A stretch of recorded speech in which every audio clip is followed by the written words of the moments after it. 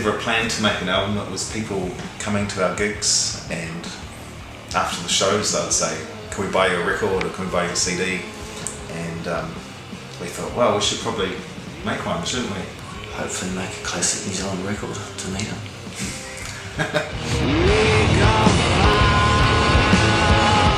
Yeah, we went to Dunedin and recorded with Dale Cotton. We spent about 4.5 days recording down there.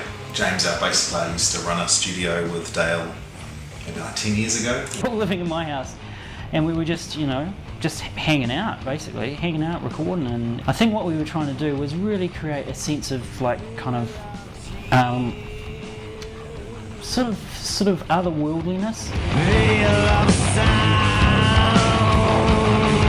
When we first started, we just used to jam a lot, and we used to make a lot of noise, and we didn't really find our sound. I don't think we kind of came up with lots of ideas, but we never got any solid songs. And then I think one day we just started writing songs at home individually, and we'd all bring stuff to practice, and then that's when the band actually started gaining momentum, when we stopped just jamming and actually started writing.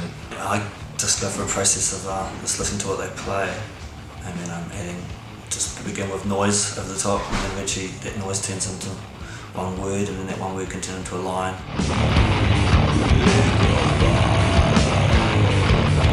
Before we released the album, which was May 2011, people outside Wellington, I don't think, really knew who we were, but I think the album came out and the Frequency Media Group did a really good job promoting it. As far as overseas stuff, a little label called Witch Hunter Records has just released the vinyl and t-shirt over in the UK and Europe, and they're the small labels, so they're all kind of mail order, getting into a few select shops which sell a lot of this sort of stuff. And it's interesting, like we've sold, like in the first day we sold a whole bunch of records straight to Germany, like all just individual people getting in touch with them. So it'd be cool to go to Germany and say hi to those people. It was nice to see what we made in Wellington, generally, just as a cold city.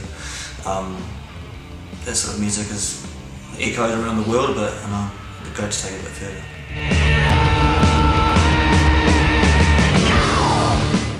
And your album's the finalist in the Taite Music Prize, which is something you wanted to happen. Is this something you wanted to happen, or had you heard of the prize before? You got any interesting stories about Dylan?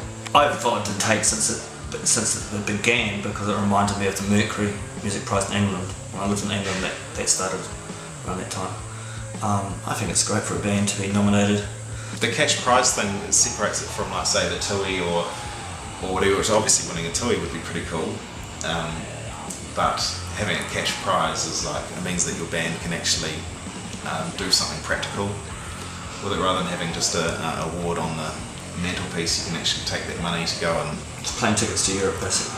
Yeah, as an investment. You can invest directly back in your band and do something really positive.